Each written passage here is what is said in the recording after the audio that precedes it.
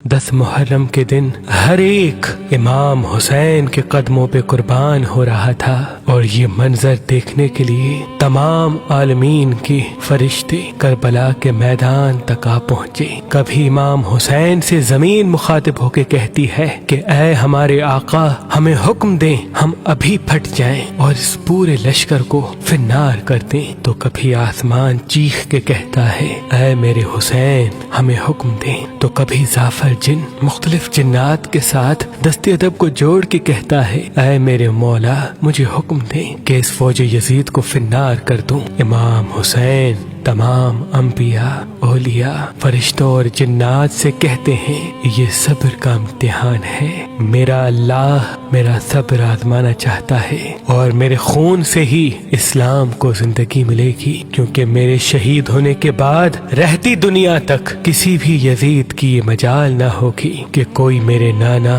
حضرت محمد مصطفیٰ صلی اللہ علیہ وآلہ وسلم کی شریعت کو جھوٹا کہے۔ بس سب مولا حسین کا امتحان دیکھ رہے ہیں۔ امام حسین علی اکبر کے سینے سے برچھی نکالتے ہیں تو کبھی اپنے 6 ماہ کا بچہ قربان کرتے ہیں۔ جب آپ کے ساتھ کوئی نہ رہا، آپ خیام میں آتے ہیں، بیویوں سے الوداع کہتے ہیں۔ امام سجاد کو وصیتیں کرتے ہیں کہ اسلام کے لیے ہر دکھ تکلیف کو برداشت کرنا، لیکن قدم قدم پہ اپنے نانا کی رسالت کی گواہی دیتے رہنا۔ بس جیسے ہی بیویوں سے الوداع کہہ کے زلجنا کو حکم دیتے ہیں کہ اے میرے گھوڑے، مجھے میدان میں لے کے چل، زلجنا آگے نہیں بڑھتا۔ امام حسین زلجنا کے قدموں میں دیکھتے ہیں کہ آپ کی بیٹی سکینہ زلجنا کے پیروں میں لپٹی ہوئی ہے۔ آپ اترتے ہیں، اپنی بیٹی سے فرماتے ہیں اے میری بیٹی سکینہ، اپنے بابا سے الوداع کہو۔ بی بی سکینہ فرماتی ہے بابا صبح سے لے کے اب تک جو میدان میں گیا وہ واپس نہیں آیا۔ امام حسین فرماتے ہیں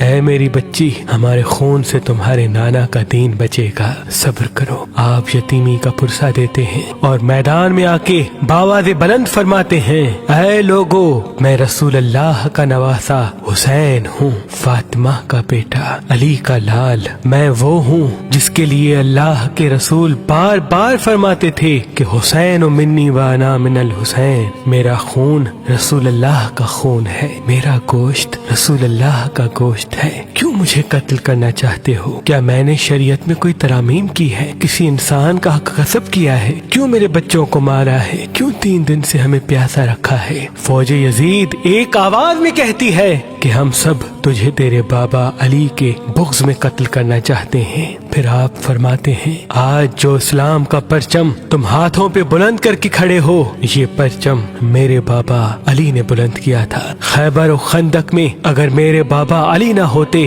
تو اسلام کی فتح ناممکن تھی۔ آج اس علی کو یہ صلہ دے رہے ہو کہ اس کی اولاد کو اس بیابان میں بھوکا و پیاسا کر کے قتل کر رہے ہو۔ بس عمر بن سعد کہتا ہے کہ حسین کی بات نہ سنو، حملہ کر دو۔ تاریخ نے لکھا امام حسین علیہ السلام کے مد مقابل جو بھی آیا وہ فنار ہوا۔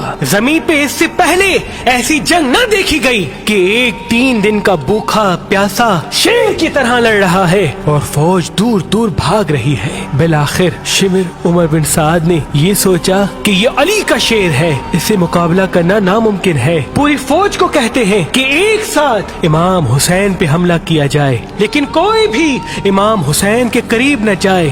دور دور سے امام حسین کو تیر مارے اور آدھی فوج جا کے خیام کو آگ لگا دے۔ بس ہزاروں کی فوج نے امام حسین کو چاروں طرف سے گھیرا اور دور دور بھاگتے ہوئے امام حسین کو تیر مارتی رہی، نیزے مارتی رہی، اور کچھ امام حسین کے قیام کو جلاتے ہیں۔ امام حسین کبھی خیموں کی طرف جاتے ہیں، کبھی سپاہیوں کی طرف آتے ہیں۔ بس اتنے میں آواز غیب آتی ہے اے حسین، تیرا اللہ تجھ سے راضی ہوا۔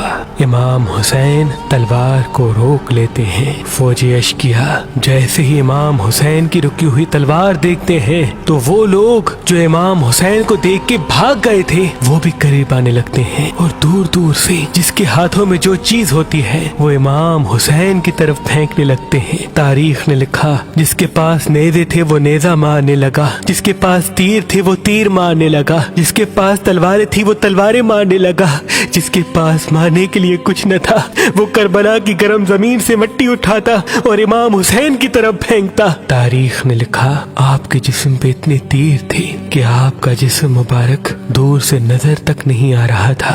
आपने चाहा कि आप अल्लाह के दरबार में सजदा करें। आप अपने आप को घोड़े की जी से जमीन की तरफ लेके जाते हैं, लेकिन आपके जिस्म मुबारक पे तीर इतने थे, ना आप जमीन पे थे न घोड़े की जी पे थे, तीरों के मुसल्ले पे थे। ये मंजर तमाम अंबिया देख के ज़ारो कतार रो रहे थे। बस जो भी इमाम हुसैन का सर काटने के लिए करीब आए, इमाम हुसैन के चेहरे में उनको रसूल अल्लाह का चेहरा नजर आए और वो चीख के दूर चला जाए। बस शिमर ने कहा, ये काम मुझसे होना है। बस शिमर करीब आता है, इमाम हुसैन के सर से अमामा उतारता है, आपके बालों में हाथ डालता है, छुरी को गले पे रखता है, पहली ज़रब चलाता है।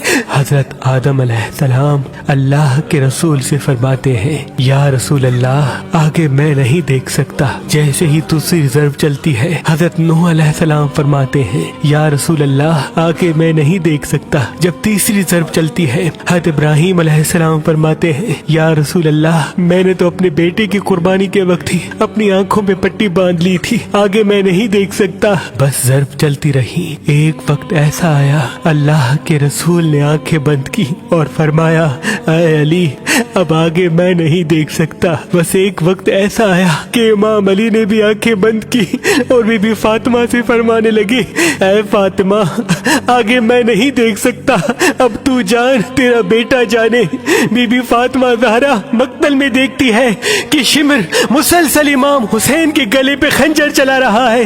आप करीब आती है, दोनों हाथ इमाम हुसैन की गर्दन पे रखती है और फरमाती है, ऐ शिमर, ना मार, मेरे बच्चे को ना मार, मैंने चक्कियां पीस के इसको पाला है, ये तेरे रसूल का नवासा है। लेकिन अफसोस, शिमर मुसलसल इमाम हुसैन के गले को काटता रहा। शिमर देखे इमाम हुसैन के मुसलसल लब हिल रहे हैं, सोचा कि शायद हुसैन हमें बद्दुआ दे रहे होंगे। करीब आके जब सुनते हैं तो इमाम हुसैन फरमा रहे थे, ऐ अल्लाह, मेरे बच्चों की कुर्बानी कबूल करना, मेरे अजीज व अकारिब की कुर्बानी कबूल करना।